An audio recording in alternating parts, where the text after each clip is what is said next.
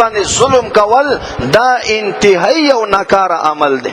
معاشري اعتبار سره هم دا ډیر ناکاره دی، انتهایی ښه. حضرت عمر رضی الله تعالی عنہ فرمایي چې زما په نس باندې ټولو نه کمینا سره هغه دی چې هغه په خپل بیبي باندې لاس اوچتای، او ټولو نه شریف سره هغه دی چې هغه خپل بیبي سره خوي. اندرنګ پیغمبر علیه الصلاۃ والسلام فرمایي چې تاسو کې ټولو نه بهترین انسان هغه دی چې هغه خپل کور ولا سره خوي، هغه خپل بیبي سره اخلاق او په اعتبار سره خوي.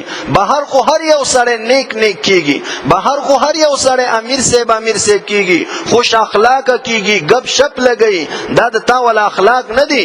اخلاق د دادی چې تا سره کور کې کومه بیبي ناشته دي، هغه مظلومه هم دي، چوک اشتا هم نه، هغه پختنه تا نه چوک نشي کولای، او هغه هم په ځان باندې زور وړي غریبه خپل اولادو د پاره او د خپل مور او پلار عزت بچاو د پاره هغه خلینه کړت نه وباسي، هغه خاموشي اختیاري، او هغه خاموشي ته ناجایزه فایده اخلي، هغه باندې ته ظلمونه کوي. نو دا انتهایی او ناکاره عمل دی. دین ځان ستل پکاري دي. زمونږ ډیر پښتنه هغه دارنګي ظلمونه کوي، قیامت پر ورځ به دی ولا سخته پښتنه کیږي.